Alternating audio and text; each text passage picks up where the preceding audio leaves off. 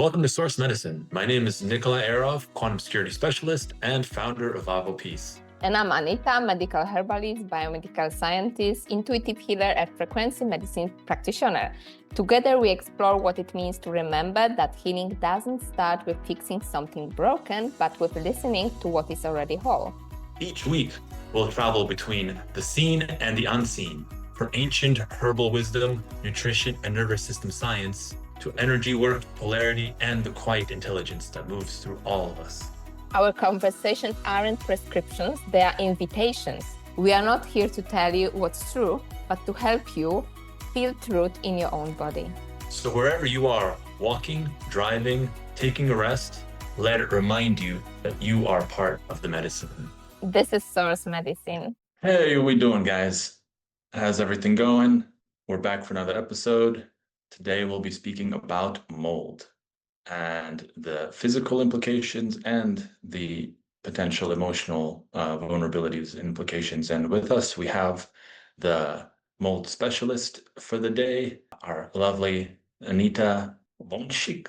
She has extensive experience, obviously, in the biomedical field as a PhD, but also she's been a sufferer of mold for at least a half a decade. In her practice, she obviously helps people move through this and helping people find clarity, helping people find a direction and protocols that help you navigate if you have mold exposure, if you're sensitive to mold, all of these different factors.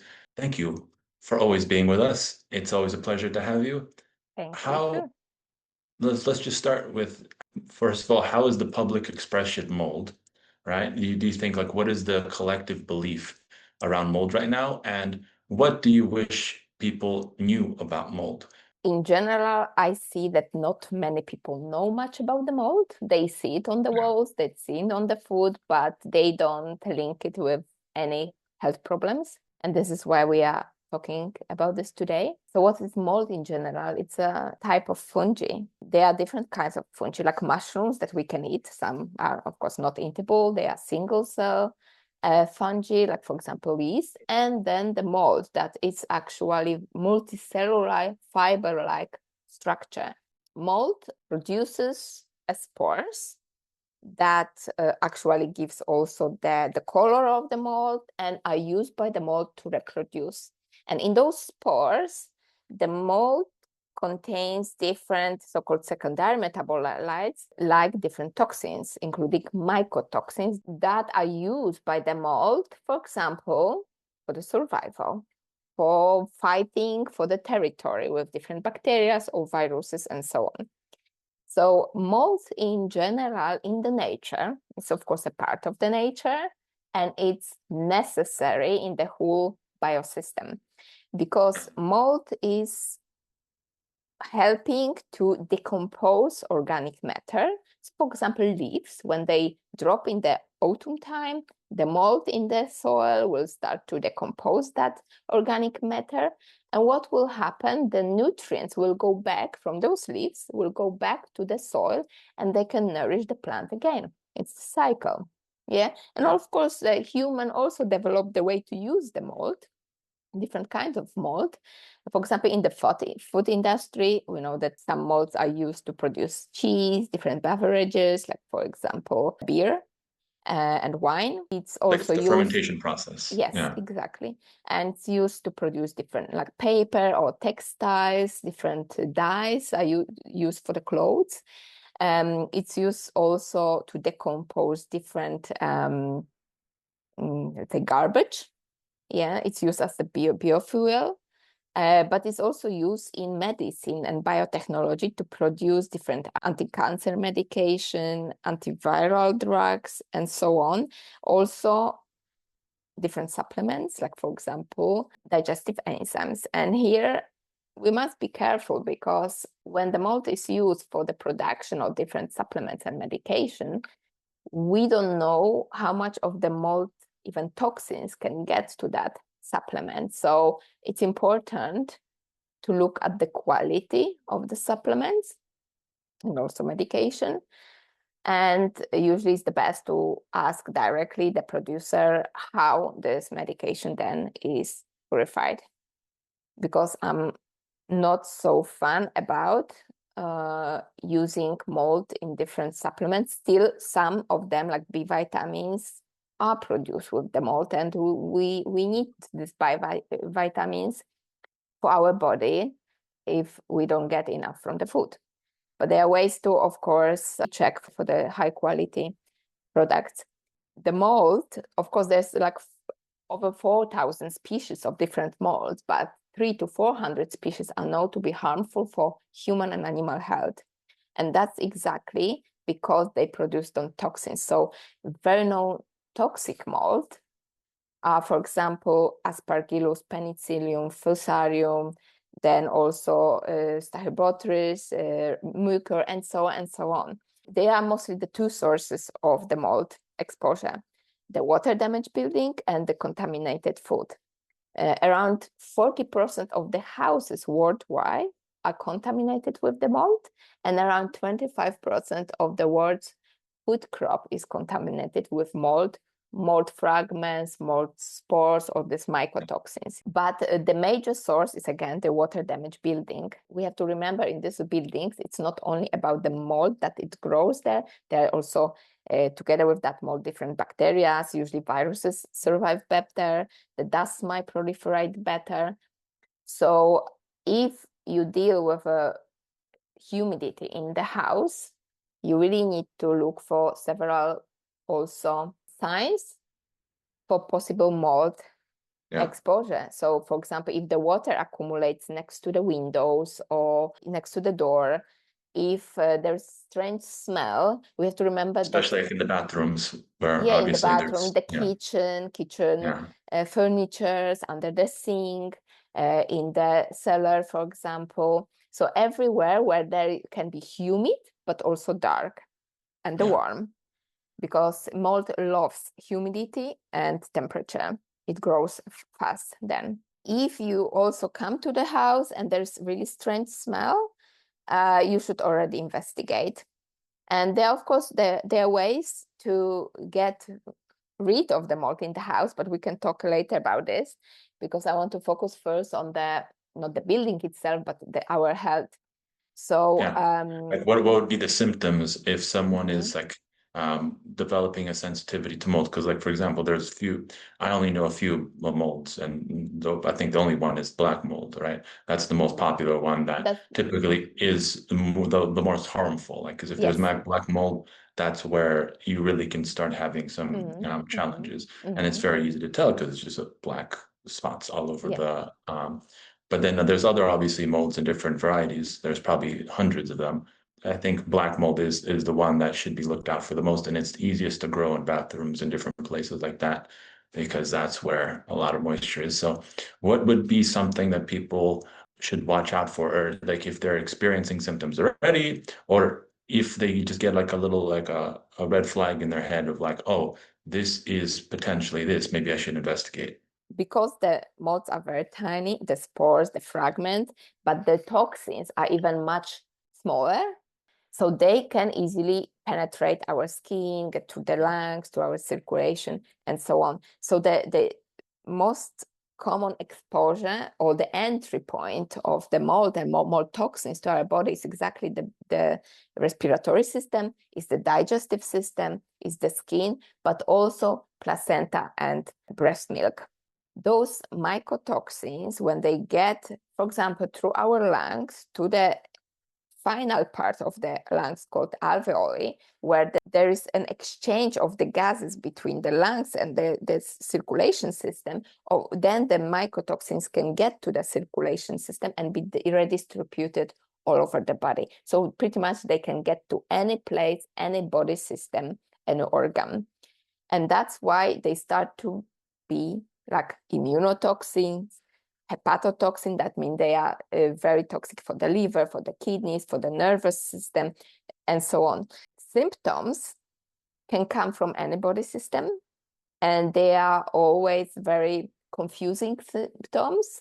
And that's why in the medical community, usually a person with mold illness will get several diagnoses, but the root cause is the same. So the major symptoms are respiratory system, like shortness of breath, asthma, nasal congestion, postnasal drip, and also infection in the sinuses, because 93% sinuses problem comes from mold, not from bacteria. Wow. There is a different neurological problems like fatigue, dysautonomia, different pains, body aches, muscular and joint pains, endocrine system disruption. So in women, it can present as irregular menstruation, painful menstruation, or loss of menstruation. Yeah, there is also a problem if regulating body temperature, excessive thirst, and so on. Skin and eyes will also be affected. That can be like skin rash that doesn't go away. Besides like treatment, the dryness of the skin, the dryness of the eyes, huge amount of symptoms from the digestive system. So nausea, vomiting, even that's in really severe cases already, constipation, diarrhea, and so on. Heart what problem. about like something very acute and specific? Because like what you're there naming, are things, there are things that are very specific for the mold, and it's pretty much this kind of electricity feeling that comes through the spine, and numbness in the feet and hands.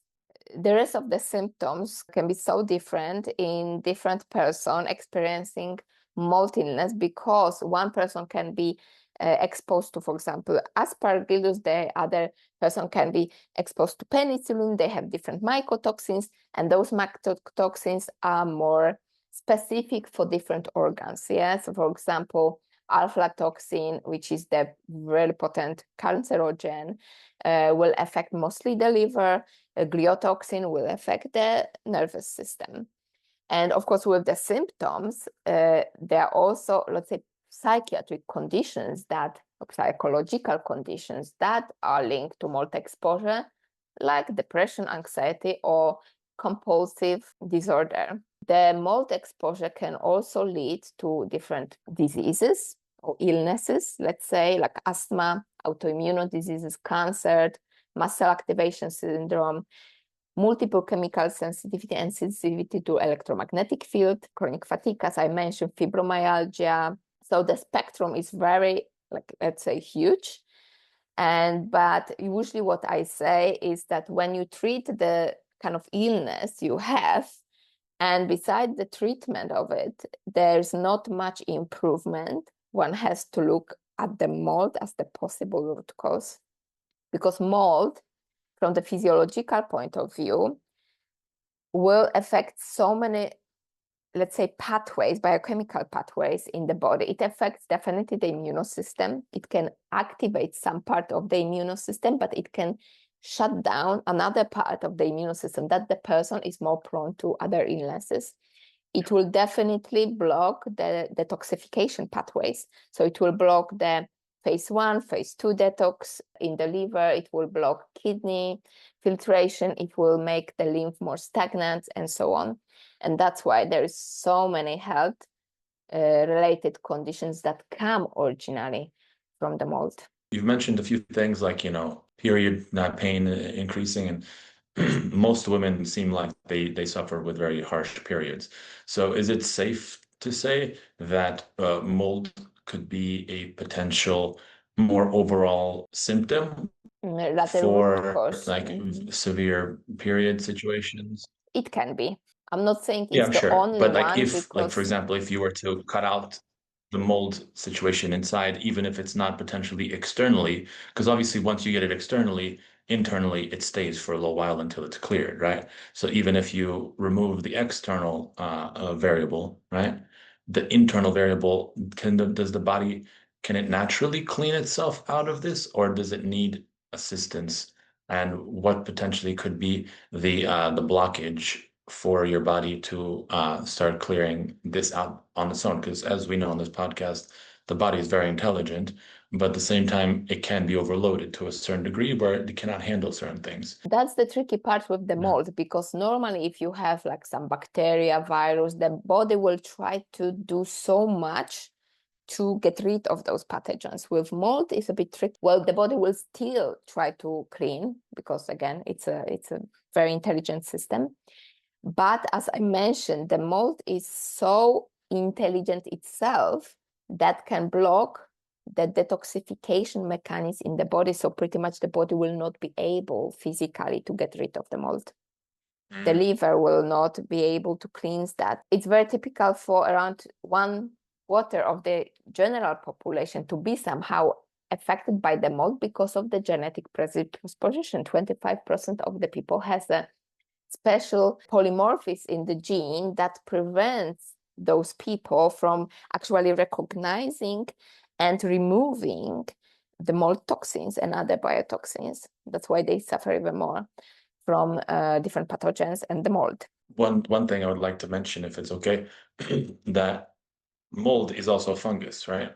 And the fungus is part of there's a mycelial network with mushrooms and different things like that. And fungus is incredibly intelligent. I think, as far as a microorganism, is probably the most intelligent microorganism on this planet. It's constantly creating some kind of compound, something to counteract something almost immediately. So like anytime like there's Dr. Paul Stamets, he was a big mushroom guy, and he basically was speaking about the mycelial network. Well, basically, without the mycelial network in the roots, in the nature, like you're saying, nothing would be pollinated and nothing would be redistributed to the trees, to anything. So any external factor that is used to place into that ecosystem, they're automatically, like for example, if you were to put a toxin into this network, within probably 12 to 24 hours, the network would already create compounds that would counteract this toxin in some way, in some form. So it's basically constantly creating problem-solving issues. In Japan, they had studies where, or not even studies, but they used fungus to actually help improve the efficiency of their subway system.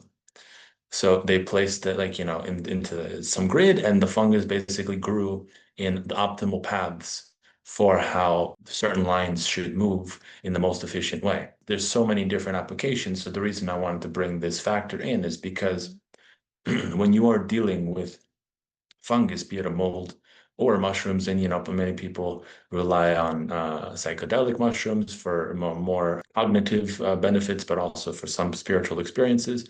But all of that is just part of the intelligence of this consciousness that is basically not just a pathogen like we might see, or a virus, or bacteria. But I think out of all of those classifications, I believe that fungus is probably the most intelligent consciousness that we deal with, at least on this planet. Obviously, there, we can speak multidimensionally in different environments, but as far as a biological, more third to second dimensional consciousness, it's incredibly intelligent. And we'll get into a little bit more about that later on. But for me personally, I have a deep respect for the intelligence of this consciousness, because it is really smart, and it can problem solve so many things. So there is potentially a bridge that can happen where, yes, mold is a thing, and yes, certain things like with black mold and many things are not clearly understood in the medical industry at all, as far as any potential positive benefits of how to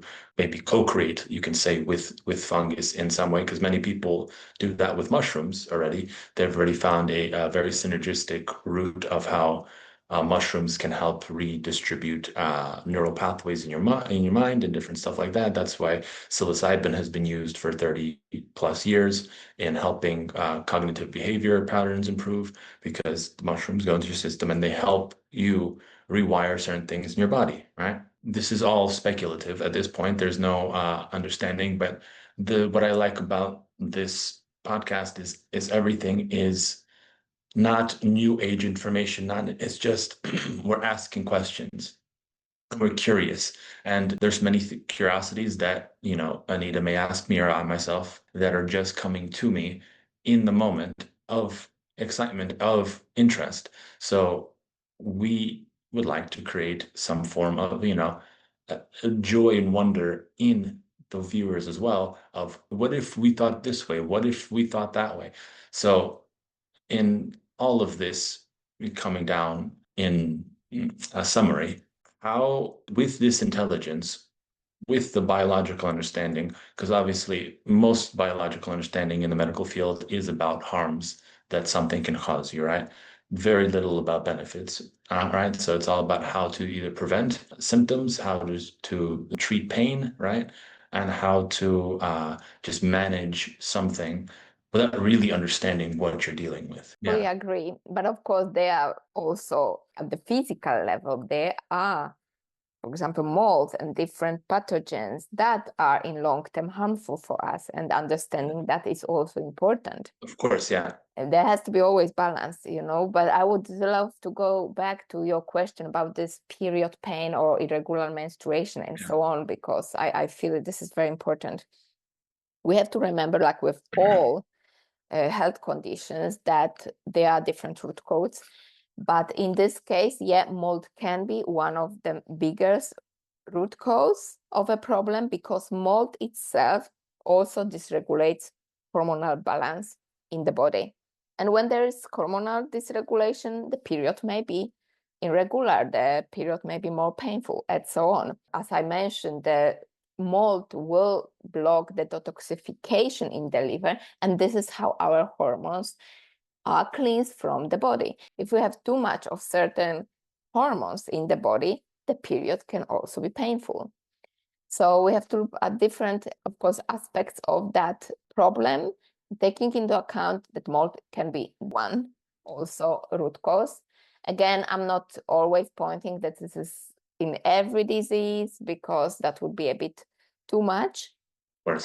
But I see it with people, especially with people who have chronic illnesses that are not unresolved, even with different treatments, and have a conditions like, for example, lung problems, have also Lyme disease, irritable bowel syndrome, different neurological problems like multiple sclerosis, that the mold is really part of that whole picture. How would someone, says, okay, I may have X and Y, I may have this condition, I may have that condition, I may have just period, pain in my very extreme cramps and a very uncomfortable a monthly cycle. So how does someone go about addressing how to move forward with this? Is there a cleansing protocol? Is there first, should you scan your environment, make sure that the external is sorted,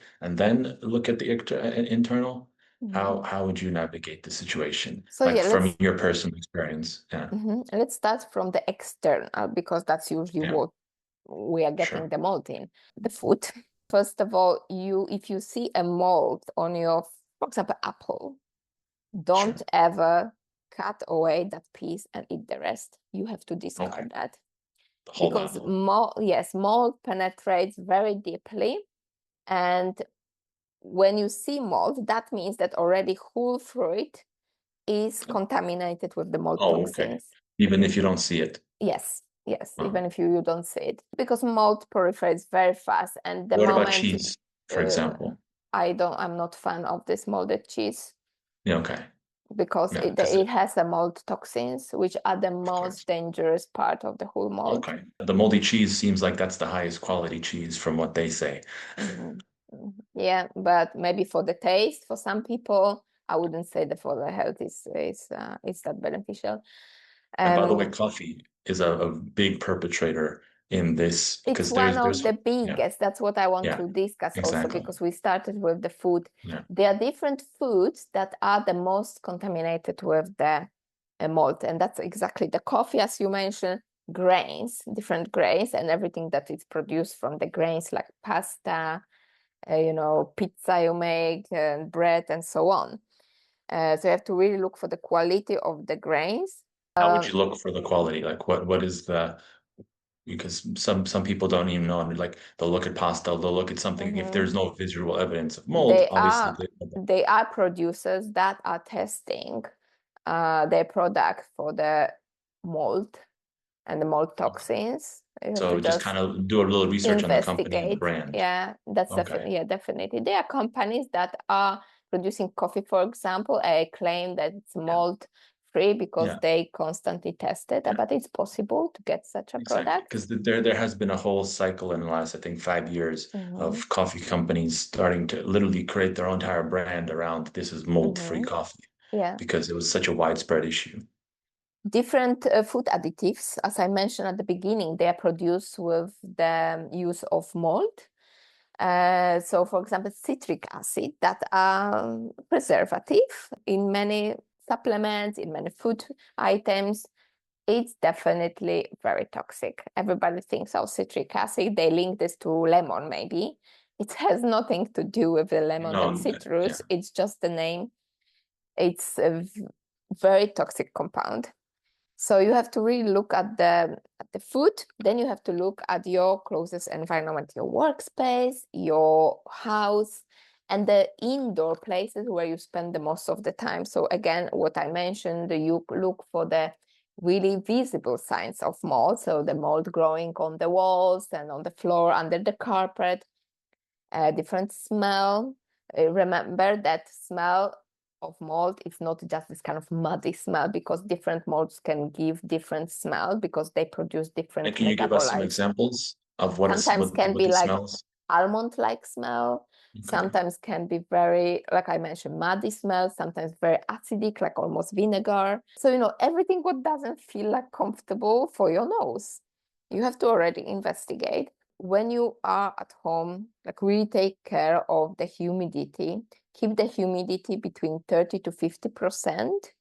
Use the humidifier if Yeah, needed. But here's the thing, really clean and change the filters regularly. of course, Same because with obviously, yeah, air conditioning system. This is one of the in-home, which is kind of, let's say, clean. The walls do not have a mold grow inside them, but the air conditioning system of is the course, it's major constantly filtering. exposure. Yeah. It's constantly filtering, and people don't remember to change the filters. And I have many customers who got mold illness exactly to that system.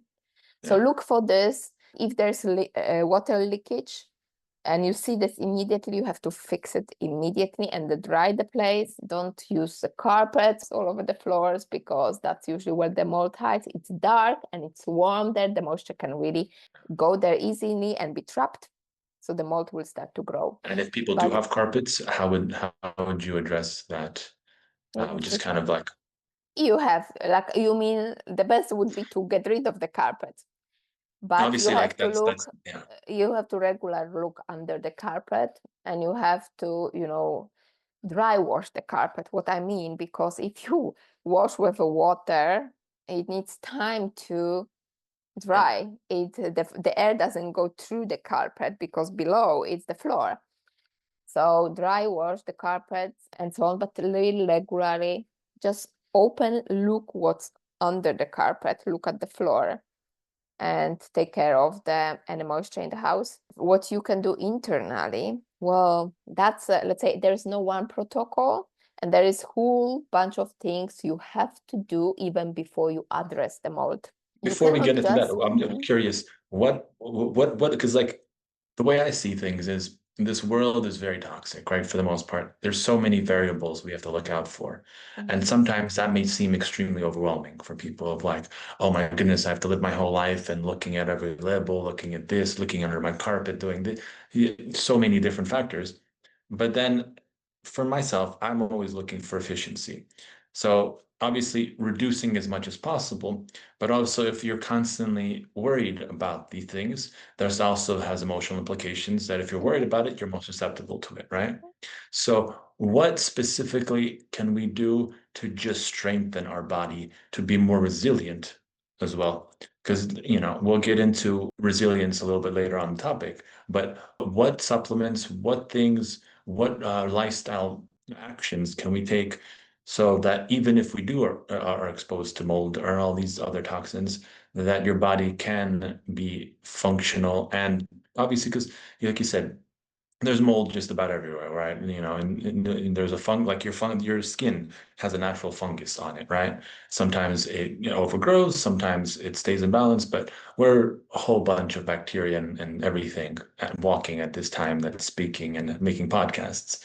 Um, but give us a few tooltips or some actionable steps that help us stay fortified and strong so the body is nourished and has the resources to address Mhm. everything that we have to deal with in this life.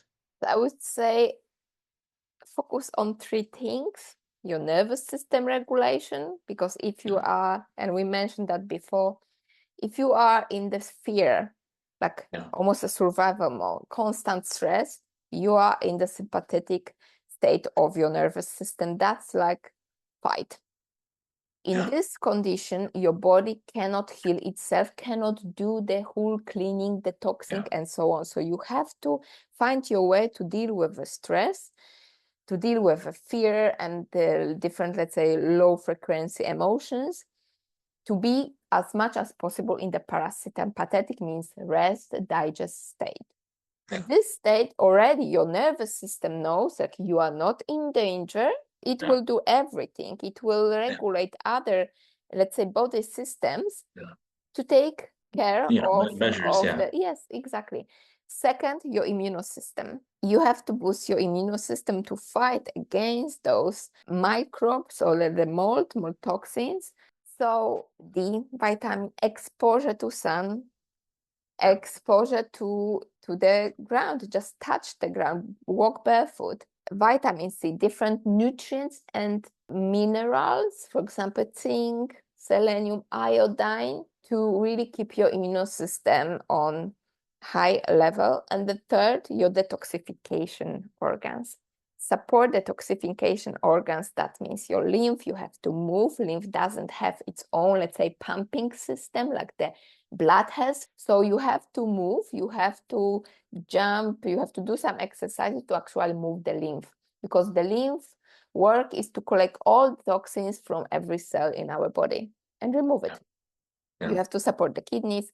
So proper hydration, of course, not too much, not too little, with some salt for the Yeah. balance, and then your liver. And how you take care of the liver, of course, there are herbs that can support the liver, like, for example, milk tea and dandelion, artichoke, and so on. But first of all, don't be exposed to chemicals, even in your home. I'm a huge fan of chemical-free living, because I was also suffering from multiple chemical sensitivity due to that mold exposure. So no chemicals on your body, in your home, and of course, as clean as possible food. And then your liver will manage. So I would say focus on these three things. Your nervous system is the key, is the major thing. Boost your immune system, help your detox organs to work properly. And Do your then, best to remove all the chemicals from your house. Yeah. yes, what you can do, well, let's go to this, let's say, deeper protocol. Yeah. We have to remember that when the mold grows in the house, it's already toxic because it eats that organic compounds that are in the wall. So in old times, when the houses were built more from natural material, yeah, the mold was still present there, but it wasn't, let's say, that toxic that it's toxic now, because now the houses are just bomb of chemicals. And when the mold eats that chemical, it becomes even much more dangerous than before, because it creates more of secondary metabolites, kind of toxic byproducts Yeah. that would be produced from natural materials. The second, we are exposed to an electromagnetic field all the time. There are studies and published data that shows that when the mold was grown on Petri dish, like laboratory dish, without exposure to electromagnetic fields, so for example, to Wi-Fi, and the second, it was exposed to Wi-Fi, the one that was exposed to Wi-Fi produce 600 times more toxins that the mold not exposed to electromagnetic field. So at home, when you don't need internet, like switch off Wi-Fi, switch off electronic devices. It's a kind of very basic, let's say, environmental tips, what you can do. What you can do internally, well, that's a Also, tool. maybe even switching, like for example, going a little old school and switching your internet to a wired connection Yes, is also phone. potentially like that's it's a little bit maybe more of a hassle for some people because everyone just likes internet to be in the air. But and at the same time, obviously, if you're living in in an apartment, you're not going to obviously avoid it because there's many people around you, but removing certain levels is also beneficial. Like, for example, if you live in a house, I feel like having a wired internet connection potentially, obviously, would be better, obviously, if you have other connect, like for your computers and different stuff like that. But obviously, your phones and your other devices will probably need something a little bit more. But if you're more conscious on that department, it could be just an idea that you can follow of Yeah. wiring your connection instead of making it wireless. Yes, definitely. Yeah. Definitely. Once I did my own, let's say, research at home, when I unplugged computer from the cable Wi-Fi, let's say, Yeah. and I measured the electromagnetic field around my laptop. And then when I connected to the cable Wi-Fi, there was much less, let's say, exposure radiation from it. And the phone, for example, when I compare the laptop and my phone with Wi-Fi, using Wi-Fi, the phone was emitting 400 times more than the laptop itself. So really, if you have to work, if you have to scroll social media, do it on your laptop that is connected to the cable Wi-Fi. It's much safer, much better for you. But let's go to the, let's say, protocol. So number one, as I mentioned, you have to stabilize nervous system. There are ways to do it, like breathing technique, different meditation, but also different herbs. Herbs that are adaptogens, that they will regulate the nervous system, so calming the nervous system. So for example, ashwagandha, tulsi, radiola, and so on. Also like valeriana, chamomile for really calming effect. And you have to really find your way to deal with a stress. Usually people who are exposed to mold are becoming very sensitive to the food, to the environment, to the chemicals, to different smells. So you have to calm down the immune system that are responsible for those reactions are so-called mast cells. When they are exposed, for example, to mold, to any other like trigger, they will release a lot of inflammatory compounds. They will release different also proteins like histamine, for example, that will give a lot of symptoms. So you have to calm that through nourishment, through also herbs like bicarb, skullcap is good for that, quercetin as a supplement, nettle, and so on. Some people cannot take it. It's based on the genetic, but let's not go so deep into it. Then you have to regulate also your circadian rhythm, because when you properly sleep, everything will regenerate in your body. When Yeah. you regulate that circadian rhythm with, of course, reducing your screen time in the evening, using blue Yeah. Or filters, being exactly. in the morning exposed to sun or to Yeah, natural it's a light, big one. Just this is having the like big two one. minutes of just direct sunlight when you wake Yeah, up, 30 yeah, minutes, they say it creates a huge effect on you as yes. far as balancing you. Yeah, and then of course, if the evening comes, treat this as the evening. It's time for relax and for preparing to sleep and not for heavy work. So switch off the laptop, don't read heavy stuff, read something light. Can we quickly touch base on food sensitivities? Because you Mhm. mentioned this and it sparked something in me. Food sensitivities seem like a big thing, like as they say every 6 months your palate like cleanses itself and you can potentially either gain a food sensitivity or lose a food sensitivity. So you're saying mold can obviously affect obviously how your body is reacts to certain pathways or can Mhm. receive specific nutrients or vitamins in Mhm. specific foods. Yes. You know, many people, for example, they get very have a quite a bit of a reaction to nightshade vegetables, right? Which is like eggplants. And if, like, for example, someone is struggling with a lot of food sensitivities, right? And I believe you were a candidate of that, where you had severe levels of food sensitivity issues. How would someone even navigate that through this mold lens? Because we already spoke about belief systems being a factor for food sensitivities, but how can mold specifically, as you start either detoxing from mold or just being more aware of mold, how could that shift your, food sensitivity spectrum? Mold itself will affect the whole gastrointestinal system. So if you are exposed to mold, if you eat mold or rather breathe also mold, what happens? The stomach acid can be shut down, and that means you cannot process the food. So unprocessed food is kind of risk factor for the body. So our immune system that is most located in the gut will react to that food.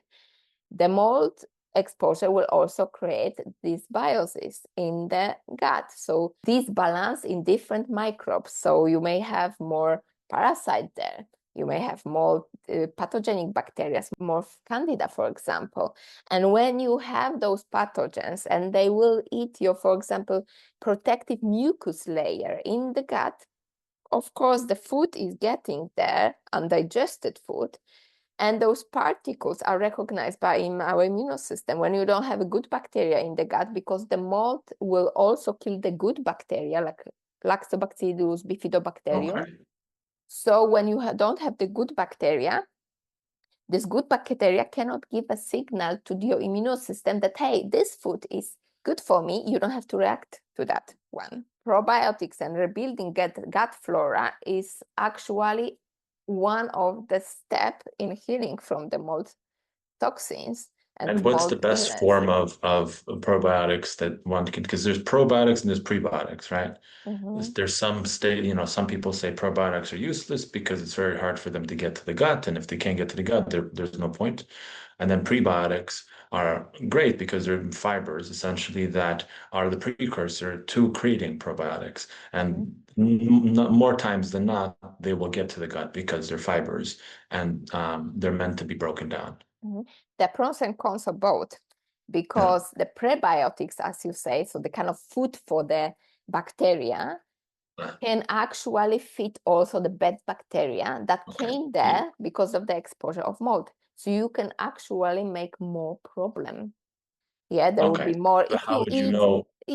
so I wanted to say that if you eat food that it's rich in prebiotics, like onion family, like onion, garlic, leek, and so on, you are bloated. You have a lot of gases, and so on. That means that there are already bad bacteria that are using those for their own growth. You're feeding the wrong thing, essentially. Yes. Then fermented food is good, but again, if there's this dysbiosis, if person is sensitive to histamine, and that's very typical for people who are exposed to mold, this food will be harmful for that particular person in that particular time of life. Fermented foods, you're saying, should be avoided if you're going through more of a mold healing process. Yeah, because mold also is present in that fermented food Okay, somehow. It exactly. depends, of It's been course, made. how it's made.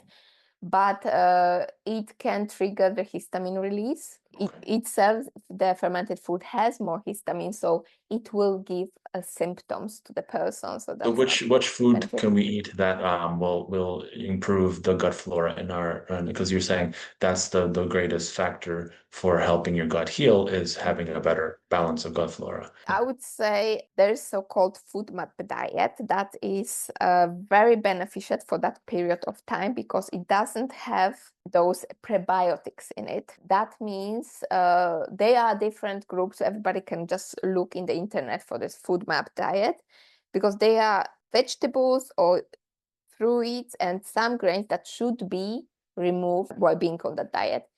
So there's also low histamine diet, but again, everything should be really adjusted to the person because some person with mold exposure may handle well the prebiotics. I was managing well on prebiotics, and I was managing well of probiotics that are so-called low in histamine. We have to remember that some good bacteria produce also histamine, especially some from this lactobacillus group, not all of them. So you have to really look for probiotics that are low in histamine. It's easy now to buy such things. Of course, some will not enter the gut because they will be destroyed during the whole digestive process. But it's possible also to give through the anus. But of course, there are also herbs and different supplements that can be used to heal the gut. If there is this dysbiosis, you have to address also the dysbiosis to heal the gut before you even start to address the mold. Because if you don't heal the gut, if you start to dump the mold from all the system, it will go through the gut and it will harm your gut even more and will be redistributed back to the circulation. So heal the gut mucosa with herbs like marshmallow root, calendula, sleepy chamomile, and so on. There are different supplements also, definitely vitamin A, vitamin D, zinc, carnosine, glutamine. And when your And gut this would be is healed, the pre-healing yeah, stage. that's still pre-healing. This is what I said about And the how long immune would a system. pre-healing stage look like? It's hard to say because it's very Okay. individual. Like for some person can take like 2-3 months. For some it can take even half a year, just Oh, wow. pre-healing. Just the pre-heal. So Okay. yes, so you address the nervous system, you address the nutrients, the gut, the immune system. Then you have to open your detox pathways. You cannot just kill the mold because But if how your would someone know when they've reached the threshold where like they're pre-healed? when they start to take antifungal compounds, like herbs, for example, or different binders, and they still feel really bad that they cannot manage, that's absolutely no to continue. You have to still focus on this pre-healing. And again, So you opening the every so detox. often you test if you're ready to handle it in a smaller dose, and then if not, you just stop and you continue pre-healing. Yes, of Okay. course, you have to also remember that even when you did all the pre-healing and then you start to kill the mold itself and remove the mycotoxins, you still may have symptoms, but they should be manageable. You shouldn't be bound to bed. That I see in many people who do it by themselves, and they just take antifungal herbs or even the medication, which I'm not fun about, and they feel really bad, and actually they harm themselves even more. Because another step is to open the detox pathway. That means your liver has to work well, your kidneys, your lymph, and you have to poo. You cannot do detox if you don't If you're poo. not eliminating, of course, yeah. Exactly. So you have to hydrate your body. So you pee, your kidneys are working well. You have to poo. The best is if you poo 2 or 3 times per day. The amount of That's meals you eat, the amount of poo you have to do. You have to sweat, find your way to sweat. Of course, people with mold illness usually experience huge fatigue. So the whole exercise regime is absolutely not for them at that yeah. particular But like a time of sauna life. situation, or even, Infrared sauna, yes. okay. General, like basic sauna, let's say this kind of, let's say Finnish or So, Turkish sauna, I wouldn't recommend because it affects mostly the skin. And there's so okay. much of the muscles in the skin that the person can get flare-ups. Wow. Okay. But So infrared, stick more to infrared. yes, infrared goes deeper and will not hit your skin that much. So the mast cells will not be that overstimulated. Of course, you have to test because Of for course. some people, even the infrared sauna can be too much.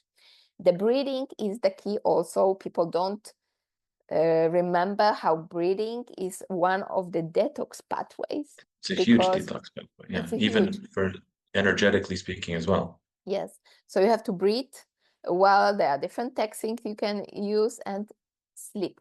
And that creates whole opening of the detox pathways. Of course, there are herbs to use for the kidneys, for the liver, and so on, but they again should be individual. So I don't want to give like prescription here because there's Of never course, it's just too the same much. prescription for two people. Like Yeah. if you are medical herbalist, you know that even two people coming from the same, let's say, diagnosis, they will be treated differently Yeah. with different Everyone has a herbs. different microbiome. Like I Well, don't think anyone. respond, but Yeah. also root cause, and they respond to that herbs because herbs also have their own energetics. Yeah, if a person has like warm own, constitutive, let's say, you cannot Yeah. overheat that person. You have to Yeah. calm down a bit. So So you have to know everything is how to very. mix the Yeah. herbs. If this is done, then you can address the mold by first of all taking binders. There are different binders that the fibers we talked: charcoal, zeolite, bentonite clay, humic and fulvic acid, pectins, silica. Each of them will bind different mold toxins. So it's good to combine them and use, of course, in the pulsing, let's say, method, because if you take constantly the binders, you may be depleted with nutrients. So at the same time, you have to take different nutrients in the form of But supplements it to takes not quite a bit be. of, let's just say, education to really get this process. So it's typically better to be supervised I through this agree because process. when Yeah. I got sick, and that was 10 years ago, I wasn't aware that I have even mold illness, and I wasn't aware about that for several years. So I tried so many different things, and with some of them, I felt even much more sick. There were moments I think I even hurt my body because I didn't know, first of all, that I have mold, and then when I knew it that I have mold, I have nobody to ask for the advice. I didn't know any specialist who would know how to do it in the proper way. And then I learned this whole process through my own experience, and then I have developed my method and my, let's say, protocol, how you deal with that in the most peaceful for the body way. So using this with my clients now. But when you use the binders, then you also use antifungal herbs like thyme, powder, garlic, and not the garlic with everybody, because if somebody has gliotoxins, they may react to garlic. Olive leaf can be used, oregano, and so on. You can test absolutely for the mold. You can do this based of frequency medicine diagnosis, but you can also use a urine test for checking what kind of mycotoxins are in your body. And then, of course, test yourself after the whole treatment to be sure that you excreted all the mold and mycotoxins from the body. And from my experience, I can tell that the more I cleaned my body from these mycotoxins, the less sensitivities I had to chemicals, to food. But I have also questions related to, let's say, energetic and emotion aspects of the mold, because that was a big question for me, and it still is. There are people who are more tend to mold illness than the others. And as I explained, because they have a genetic predisposition, but that's the physical level. What do you think are the energetic and emotional patterns in a person that would be more prone to mold illness? Well, the way we can kind of break it down from understanding what mold is, right? And so mold is, like we were saying, a fungus, and it's meant to decompose, right? So if there are emotions or things in your body that are stagnant, right? And they're not moving, right? That could be certain patterns in your, there could be a wide range of patterns of something that you're not dealing with, right?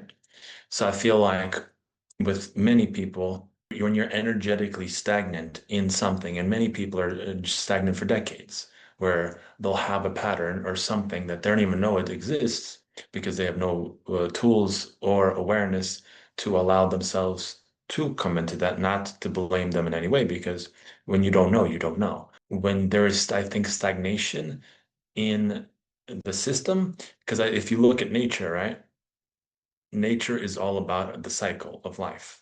There's no stagnation in nature. If there's stagnation, that means there's no decomposition. If there's no decomposition, there's no nutrients in the field. If there's no nutrients in the field, the land dies, right? Because there has to be this field, right? You know, this. So now nature is always in balance. When we are not in balance with nature, because humans are nature, there's no difference. We're made of the same carbon and biochemicals that is in the dirt, is in the earth. So we are the earth. So when we disconnect from nature and we become stagnant, when we're not connected, first of all, to the ground, when the electrical pathways aren't there, when we're not connected to ourselves, you know, when we're not connected to, you know, the divinity within us, to the cycles of your circadian rhythm, to all of these things, I feel like that is where the natural cycle of, you know, decomposition is not happening, right? Because energy is meant to move. So when energy is not moving, then stagnation happens and energy needs movement and it needs expression. So that expression will comes through many different symptoms. And this is where I strongly believe energetic medicine is essentially the root cause diagnostic for many of these stagnant patterns. So it's a wide range of like whatever emotion you're not feeling, whatever trauma you haven't looked at, whatever situation in your life is not moving in your life or being sat with. It could be a childhood wound. It could be, a traumatic injury. It can be anything in your life that I feel like when that is ignored consciously by you, because like I said, that's why going to therapy or doing the work, to start becoming conscious, because the whole point of consciousness is simply just your subconscious is 95% of everything that's going on in your life. When you act without feeling, you're acting blindly and you're just following a pattern over and over again. And 95% of probably humanity, if not 99% of humanity, is following blindly their patterns, their movements. And nobody even understands that maybe I should look at myself if I'm not happy with my life. If you're not happy with your life, you are in full control of that process. Yeah, it might not be able, like, you're not in control of how it happens, but you're in control of how you feel and how you can become aware of it. And when you don't have any tools, there should be always a question that's saying, where can I find, clarity? How can I get the next step forward, right? Because when there is no understanding, there is no movement into that understanding. So finding clarity or finding, either practitioners or friends or a community system that says, hey, I want to know what's happening within me, and I want to start becoming conscious of that knowing because I feel like my life is not so great. It can be in your health, it can be in your finances, it can be in your relationships. Whatever aspect of your life is lacking, you have full control over changing that by becoming aware of what is causing it. So in the medical field is obviously you're just diagnosing what's triggering this issue, then you remove the trigger, aka in this topic we're talking about mold, you reduce the physical mold, and then internally you allow the decomposition process to happen. So it's basically, I think it's all about creating, reestablishing the cycle within you. So if, like, for example, I can't say that because obviously I've went through my own very deep emotional cycles, and I'm sure I've had plenty of stagnation, but I personally don't feel like I was at least consciously affected by mold, or I wasn't even aware that I was affected by mold. And in my personal understanding, I see my internal world, it could have been a complete mess. And obviously I had some skin issues here and there. I was not really sensitive, I guess, to mold like maybe other people was, or maybe I was, and I just wasn't aware that I was sensitive and I was getting symptoms. So Mhm. it's one of those things where it could be informational bias. Like for example, like if someone is very aware of how the biochemistry works, like that might make them more susceptible. But at the same time, it also could be a life issue, life force issue, where like susceptibility could grow into like, obviously the lungs are a big filter. So, and our lungs, if they're not properly filtering, can become overwhelmed by toxins, right? So, and when lungs are not working, typically there is some form of rejection of life force energy, right? Mhm. So, What you mean if by you're the rejection of the life force? when we're breathing in, right? In science, we're breathing in 5 or 6 different compounds, be it oxygen, nitrogen, all of these things that are creating air as we believe it, right? But there's also an interesting topic that says when you stop breathing, what is the first thing people say that you lose? Because nobody says that you lose, oxygen, you lose consciousness. So why is that word specifically used when you stop breathing? Like when within 1 to 2 minutes, people pass out, right? Without oxygen. So is it actually oxygen we're breathing in? Because we're not, your brain still functions for a few minutes afterwards, your organs are still fine, even when you pass out. So but we lose connection to this reality. So with the that's life force itself. exactly. So and what is, this connection to reality is life force, right? Is God essentially.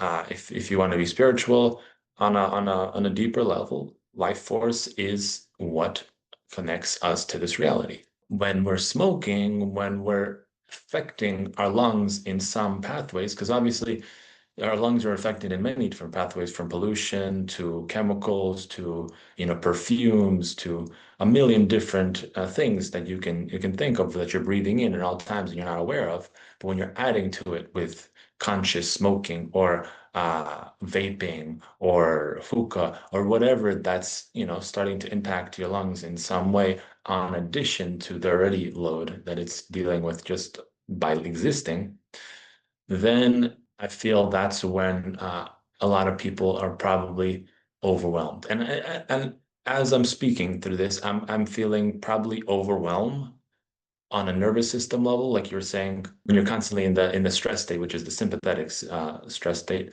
then your body does not have the space to heal or to process. So when you're in stress at all times, it feels like your body just is constantly stacking up.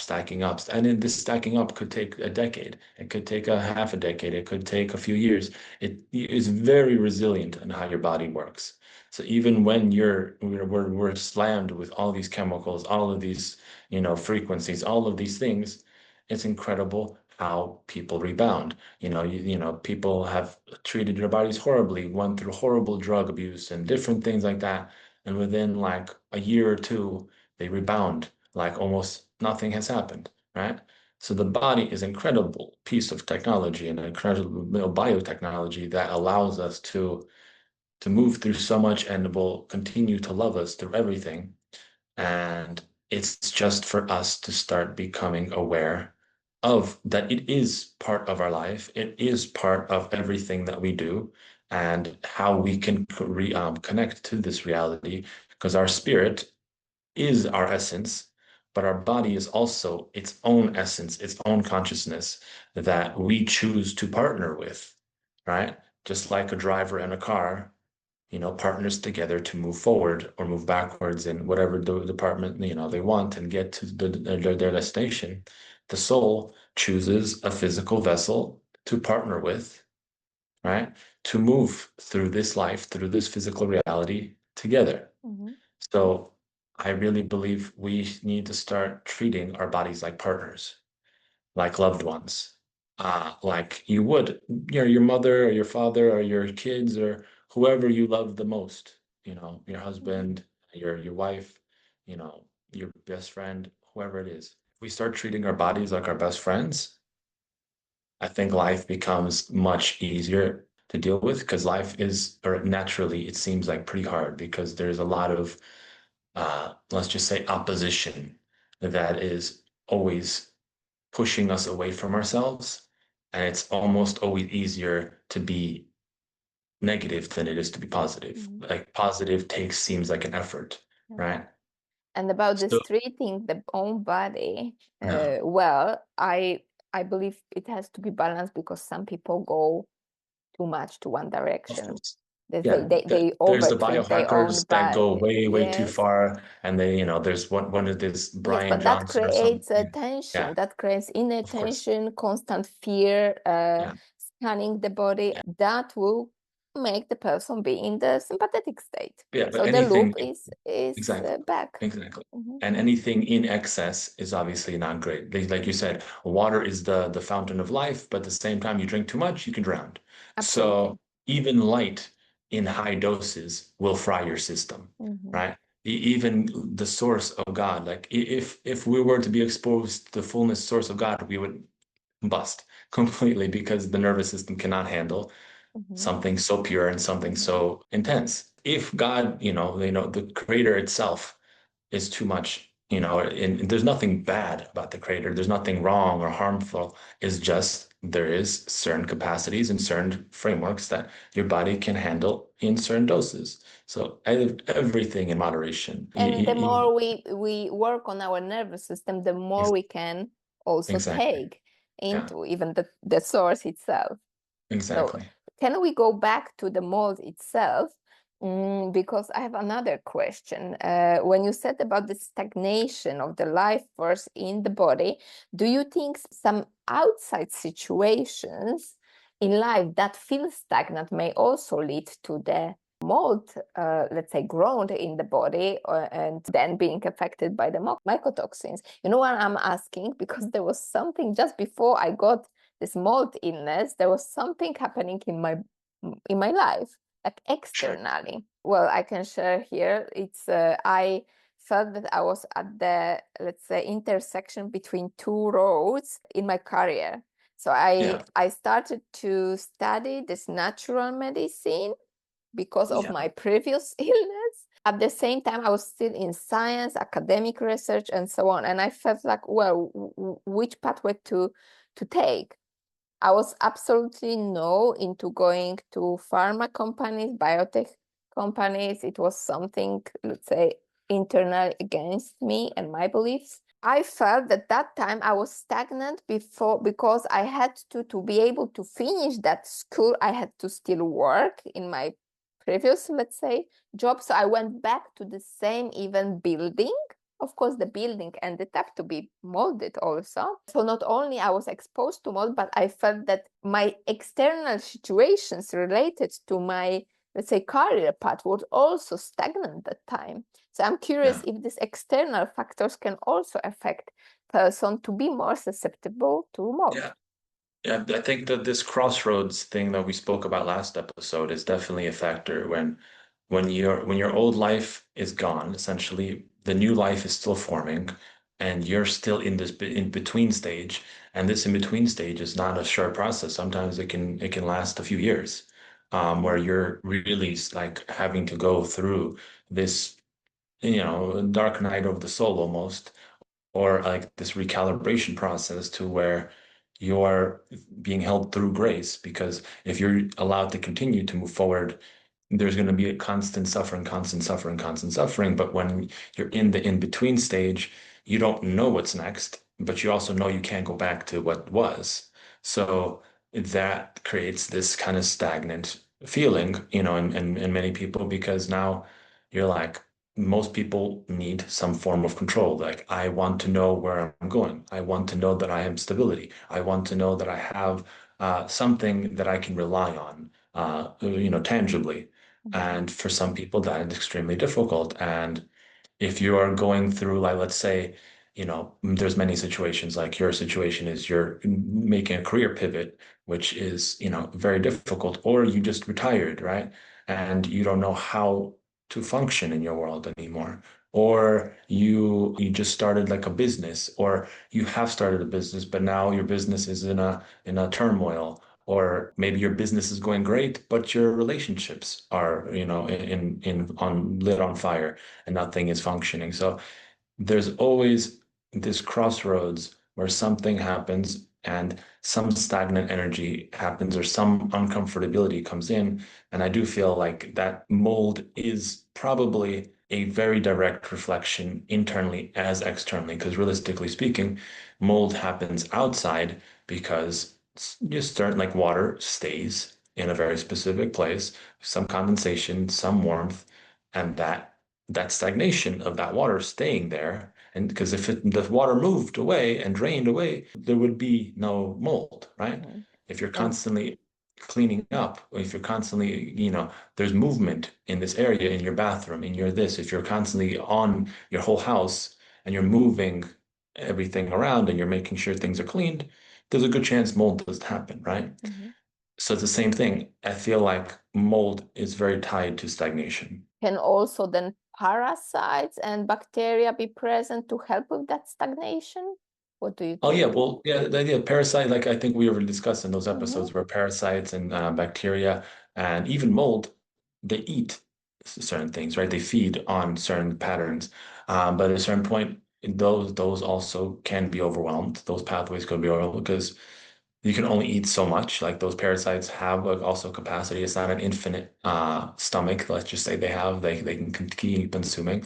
So if you are not part of the equation, meaning your consciousness is not saying, "Hey, I'm here, I'm present, and I'm participating in this journey and you're just unconsciously moving through your life thinking everything is fine or not knowing how to move forward, that creates a lot of issues. So it doesn't matter how successful your life may be physically. Let's just say, you have everything financially that you could ever need, but now, you have a health crisis, or now you have a relationship crisis, or something happens where things are just not moving in some specific direction, be it your romantic life is constantly following the same pattern over and over again. You have a health crisis that's constantly chronic and there's no resolution. There is a business pattern or a financial block or something that's always not moving in a direction that you want. I feel like that probably what more can attract certain things, because there's a hermetic principle that basically says as above, so below, right? As within, so without, which is essentially just the rule of a universe, the rule of the universe saying, as you see things outside of you, there's a good chance there's the exact reflection inside of you. So when you're looking at a pattern like mold, you can just analyze what is mold doing? What is this function? And then bring it back to yourself and say, and you can do this with many things in your life, saying, this person hurt me in this way. Okay, this hurt, instead of me putting the blame on them, how can I see that within me? So instead of saying, this person did this way, what if I said, I did this to myself, right? And then how does that feel within me? And typically that's how people start becoming aware of, maybe if something is happening, maybe I can look why I'm seeing this in my life. Because this is how you gain control over your life, is knowing that everything that you're seeing outside of you, every obstacle that is coming in front of you, is just a check engine light, is the universe, God, basically saying, hey, if you want to look at this, this is me showing you this is why you're experiencing this But internally. it's also what we experience externally. It's a reflection of our internal world. And that Exactly. makes me question something, or actually give a case scenario. Yeah. And I would like to have your input on that. For example, a person who experienced mold illness, maybe still deals with mold illness, is usually a person who needs to change apartments many times or houses because, mold pops up at some point, no matter how good, let's say, in this case scenario, no matter how good the person would take care of the house, keep the humidity, ventilate the house, and so on, at some point, mold will pop up there. Then Sure. it's moving to another apartment, testing, checking, mold free. Moving there, 2, 3 weeks, suddenly mold pops up. What do you think of that case scenario? That's exactly what we are telling, that what is the Yeah. belief also system, what kind of is unresolved internally will eventually pop up in our environment too. So I had many people in my life, I think, that have, they're jumping from, place to place in because there's, and being very aware of mold. But I feel there is probably either something that, like, if you're constantly moving from house to house, that is a form of instability in your life where you don't feel home within yourself. So you have to always find maybe a pattern, or find something where you think the next place will make you feel better, the next place will make you feel better. But really, what you're looking for is to feel better in yourself. So I feel like maybe people that are moving from place to place and finding that the place that they're living in isn't safe, right? Because obviously mold creates unsafety. That probably is, the factor of they don't feel safe within themselves. There is something where being in my body at a certain point in my life, I just discovered that it is not safe, because either my body either believes that it fails me, either that my body is, I felt emotions that I couldn't process, or you weren't accepted for what your body could do, or you might have been shamed for how your body looks. Let's just say it that way as well. And all of these factors, I think, that can contribute to this pattern. Like if you're constantly moving from place to place and you're having a mold issue, that could be a very strong resonance for you in that moment. Yeah, it goes back to the nervous system regulation as the starting point, not only for treating mold illness, addressing mold illness, but pretty much addressing any health challenge. And I think that's the beauty of mold. Just like I said, mold is this thing where it's a fungus and it's a problem solver. So if we could be like mold, our humanity would be very successful because you would have a stimulus. The stimulus says, okay, there's an issue, and the issue would be fixed almost, within, a little while, and then it's almost like the perfect civilization that would happen from that. So that's why I have this deep respect for fungus because it is such a brilliant consciousness. And that's why I think many models are actually being asked, like in Japan, that study with the subway system to help.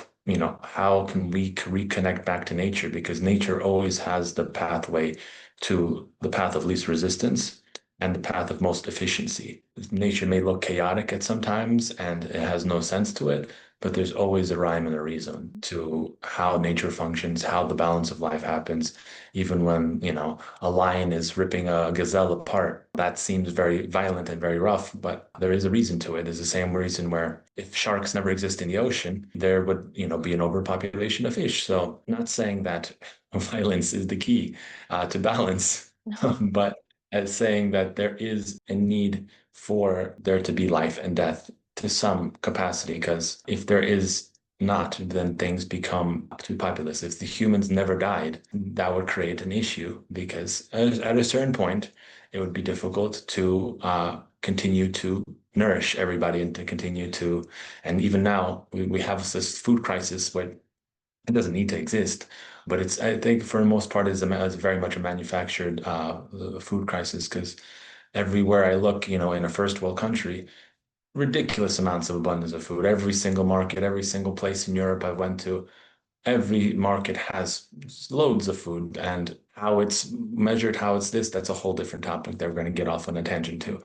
Mhm. But But we see yeah, now, like mold is like really the golden point in the nature between the dead yeah, and the rebuilding yeah. because it decomposes, but at the same time, it gives something new so that, for example, plant can grow. In anything in life, you have to let go of the old to let in the new, Mhm. right? So So if if you we don't, rethink the whole mold illness and the approach to mold illness, I would see this that absolutely you have to work on the emotionally and energetically on the mold, get rid of different stagnation, deal with the emotions that were not processed and so on, allow and the then deal decomposition to happen. and then deal with the mold, physical mold in the body, because even we say about the mold at the energetic emotional level that it's for a reason. Of course it's for a reason, but if it's for a reason in the physical body for too long, it will also create a problem. If you just heal the mold from the physical level, it can come back at some time because you didn't change the pattern, you didn't change the mindset, you didn't address much deeper level of your existence and of your problem. So I would even put potentially a little bit more weight on the emotional component, where I usually put like a 60-40 sometimes. For most people, it's 50-50. For some, it's much more like for me, the more I deal with my emotions, the better my physical health becomes without ever really doing much about my physical health outside of keeping it resourced with proper nutrients, vitamins, minerals, all that stuff. I would say when you deal with the pattern, typically the body catches up with the rest. Because at the same time, we have to give our body so much credit for all of the healing process. We don't really need to be in control of the healing process as much as we believe we need to be. The healing process is, I would say, 80% in the body's hands, and 20% is keeping it nourished and keeping it, on point.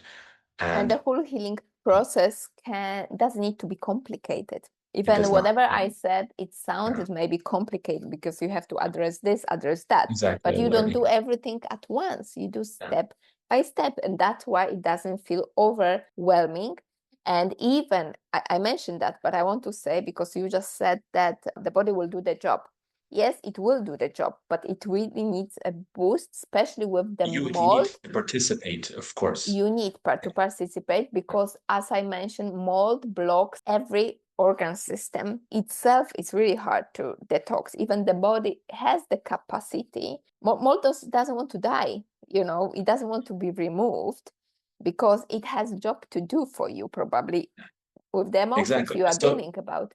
the way you would like to flip it is use the mold as a understanding that something needs to decompose. In the terms of parasites, bacteria, and mold, these are all consciousnesses that are helping you actually in some way, and the resistance or the attempt to eliminate is more of basically like you're kicking the helper in some way, where you're saying this is there to show me what the truth is of my journey, of my path.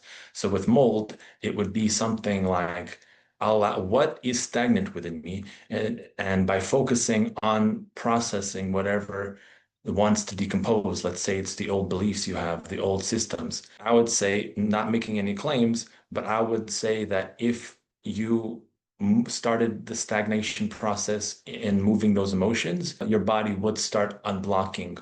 I would say with minimal intervention. You can do maybe an herb here and there. You can, as long as you have the vitamins, the minerals, unless it's in an extreme chronic situation. It depends, obviously, what level of the stage you are of severity.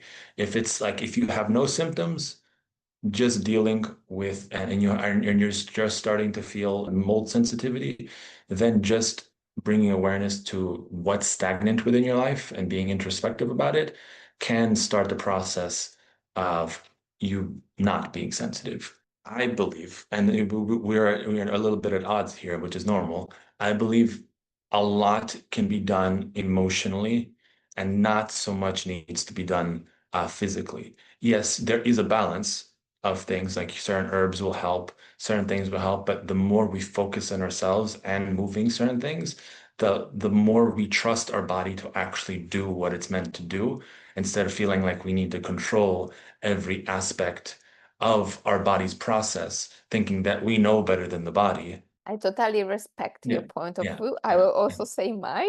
I totally with you that yeah, without addressing the emotional imbalances or some blockages, you can't move with your physical health. This, there's no yeah, question about it. How I see it, is it with parasite, is it with mold, or so on? They are there to show us something, yeah. and And when we use them as a understand, teacher instead of yes, an enemy. when we understand what they are for, and we address this internally at the emotional and energetic level, the body will follow. What I believe is that when we have an overgrowth of the parasites, when we have overgrowth of the mold or the too much of the mold toxins, we can help the body to feel better, No. because even look, even when we address emotional and energetic disbalances that would kind of make us more prone to physical mold, the recovery can take months, sometimes even years. It's really person dependent. So do you want to fix your emotions but then deal with your physical symptom for another half a year? Like, I don't. So I usually prefer to combine this at the same time. Yes, I agree, body is intelligent and will do the job, but we can help to speed up the process Yeah, because by properly feeding it, feeding it or not feeding it specific things. Like, for example, if you're dealing with fungus, feeding it lots of sugar probably is not a good idea, right? no, So it's the no, same and there thing. are So special diet during yeah, that period but of time. that's what I'm saying. So it's a 50-50 in the sense that yes, like I'm a big proponent of making sure electrolytes are balanced, making sure vitamins and minerals are in place, making sure that the absorption of those minerals are also in proper situations with iron and all that stuff. When those things are in place, the building blocks are there for your body to do what it needs to do. And then if you're handling the emotional component, and now you're actually allowing your body to really go through the process. And now, if you're allowing yourself to feel safe and you have a container where you can feel safe, then you're even strengthening this process. So, this is where at least my perspective operates. And obviously, I respect where your perspective operates, but this is where the co-creation of both of us coming together. I don't know anything on the medical side of things. Like for me, my specialty is in the energetic medicine department. I'm almost programmed to always come into the truth of what's actually happening and that does not sit well with many people because it goes against most of medical science because the belief systems are very much focused purely on biology. And if you're just focused on biology, you miss 50%, if not more, of the story. And if you're missing 50% of the story, it's kind of hard to track what the story is. Because if you only read half a book, how can you really know what the story is trying to say? Mhm. Um, But this is the so beauty of this podcast. We yeah, combine different aspects also and exactly. different And this is perspective for people to give information, not the medical advice, but the information that may or may not resonance with them. you And take what from resonates and you leave what doesn't. Yeah. yes, and I believe that everything in the healing comes to the feeling of safety. So whatever you are dealing with, is it the mold, is it not the mold, but really working on the safety feeling will also be a kind of baseline for your healing. If you haven't listened to the safety episode we've made, that's a huge, huge, huge, huge, huge, huge, huge, huge, huge part of your journey. Because without safety, your body will not let go of certain things. That's also mold. That it's not just emotional, but physical. Like, because your body will only let go of things it feels safe to let go of in the moment. It's the same thing as your urinary tract will not want to pee or not let go of the bladder if it's dehydrated, right? So, but when your body knows it's properly resourced, it will let go of other resources. So it's a very intelligent system, and I feel one of my main things in this entire podcast is just to reinforce how intelligent the body actually is. And I'll just keep on saying it until people are like, you know what? Maybe the body is an intelligent system. And thank you for doing that. Everything in nature is helping us reconnect back to ourselves. When you experience something from a natural event, be it a parasite, be it a mold, be it a virus, always ask the question, what is it here to teach me? Because nine times out of 10, if not 10 times out of 10, everything that's happening to you to some degree is your teacher. And if you allow that, every situation to help you evolve, to help you move forward in such a way so you don't stagnate, I feel like that's a pretty cool way of living life. Big hugs to everybody. Thank you for listening.